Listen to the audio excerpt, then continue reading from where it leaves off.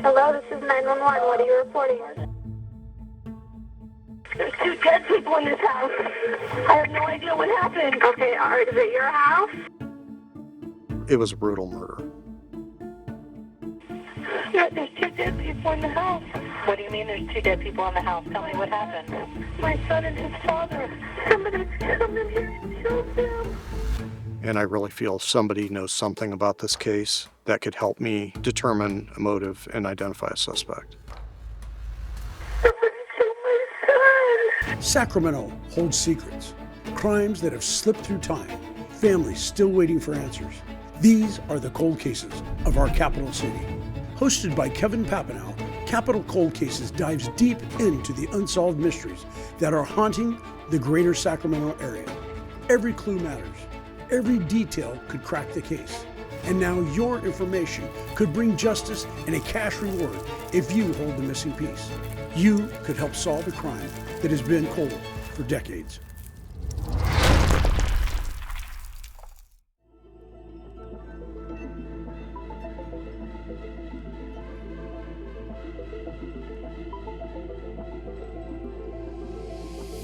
Welcome to Capital Cold Cases. Today we're going to be taking a look at the 2007 double murder of Michael and Aaron Crisp in the North Highlands community of Sacramento County.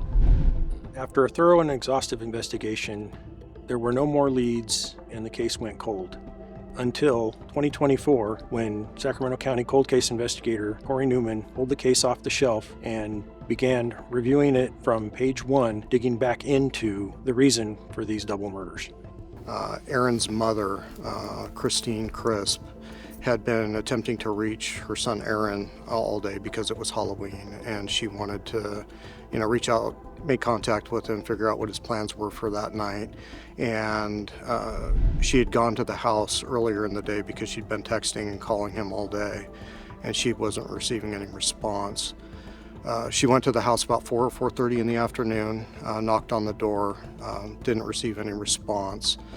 She took her 2 younger children, and they went to a store and then went out trick-or-treating for the evening. The entire time, Christine kept texting and calling Aaron, trying to make contact with him.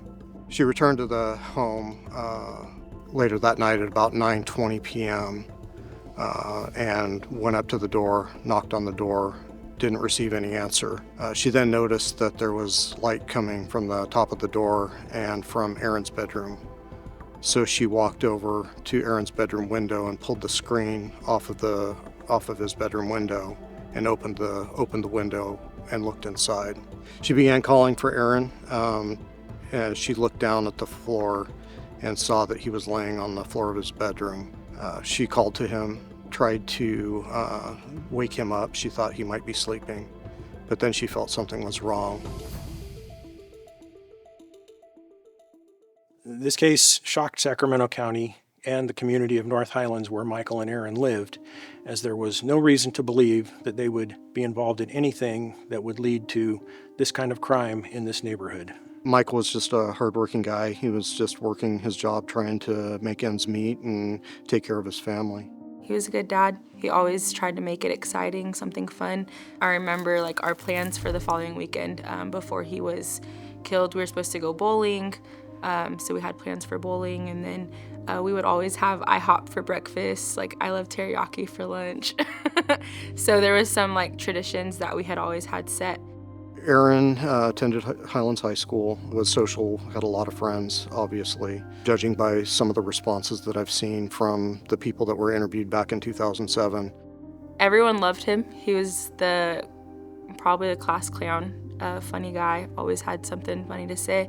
I was the middle child and a girl, so I had both brothers on the other side, so we would wrestle, play, fight with each other. But yeah, always funny, never met a stranger. Always would try to make someone laugh. Yeah.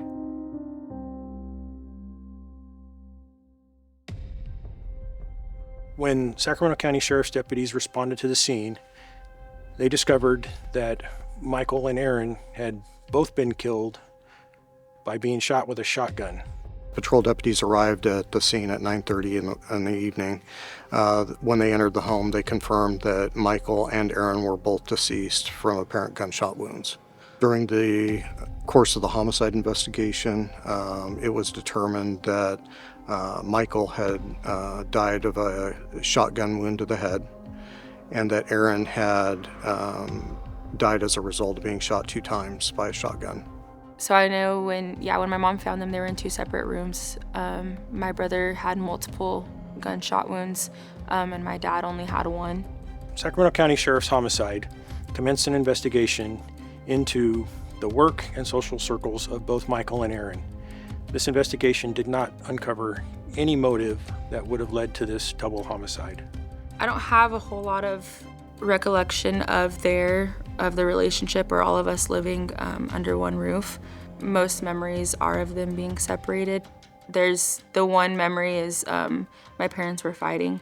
So There was nothing in Michael's background to believe that he was involved in any type of criminal activity at all. Aaron was, like I said, a Highlands High School sophomore, and there was some talk initially during the course of the investigation that he might have been associated with a Norteño street gang. He was friends with people who claimed to be gang members, but there was nothing that led investigators to believe that he was an active member in a street gang. there are rumors that have gone around that I don't think are true. The rumors would be gang affiliations. There's not really any evidence and nothing that could point towards it. My brother ended up getting involved with somebody. Aaron had a girlfriend. She was a 16-year-old girl who attended a different high school than he. They had met at a church that they both attended, and her family did not approve of the relationship, to the point that they actually had a meeting at the church with the pastor to discuss the relationship between Aaron and his girlfriend. During that meeting, both of the kids were told not to have a dating relationship, but as 16-year-old kids often do, they continued in secret with this relationship behind their parents' backs. The parents became aware that the relationship had continued after this meeting at the church. The girl's father decided that he was going to go to the Crisp home and confront Aaron about continuing the relationship. Her family had found out, and so there was threats made in my dad's front lawn, like people had gone to the house and threatened for him to keep his son away from their daughter. The neighbors told investigators that the argument was loud, but there were no threats. Detectives later identified the girlfriend, her father, and the family members that were present during this argument. Michael stated that he agreed to that and then requested that they keep their daughter away from Aaron as well. A thorough investigation of that situation and that conflict did not uncover a possible motive for these murders. I couldn't come up with anybody that could commit a crime like this, at least without having some type of a reasoning. Not that there's ever a reason to commit a crime like this. Michael and Aaron Crisp were unknown to us for the most part. There was no reason to suspect them of being involved in any type of criminal activity, and there was no record of them ever having any, issues with law enforcement. The community response, especially because of Aaron's age, it was pretty overwhelming. There were a lot of people that came forward, a lot of the people that went to school with Aaron that came forward.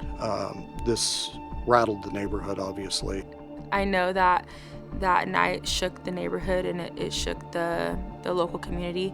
Even now, like when I've shared recently about the situation, they've told me, like, I remember that night. We do have people talking about this case. Even though it was 2007, this case is still pretty active in a lot of people's minds.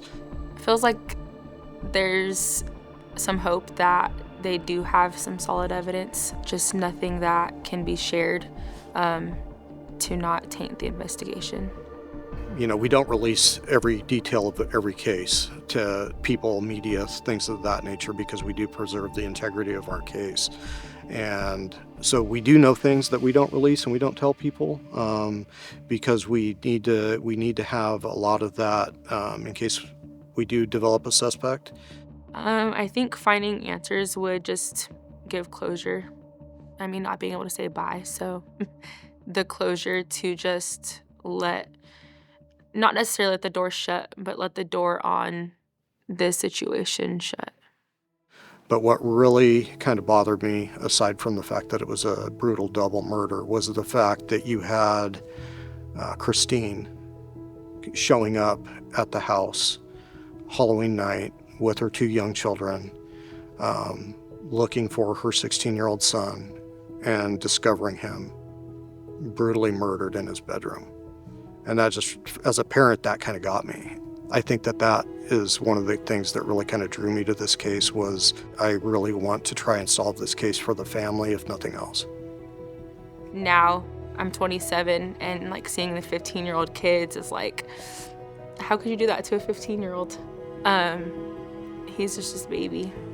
It's crazy to know that somebody would put multiple gunshots through a 15-year-old kid. I think it's more important that we get answers. I mean, if the punishment's there, it's there. If it's not, I know that we would prefer answers more than that. What I'm hoping for is that somebody out there knows something. Somebody knows a detail. Somebody has heard a rumor. Somebody knows something that could help push this case over the finish line for us. If you do have any information, turn it in. There's a 9-year-old girl and a 6-year-old boy who would be appreciative of finding out answers.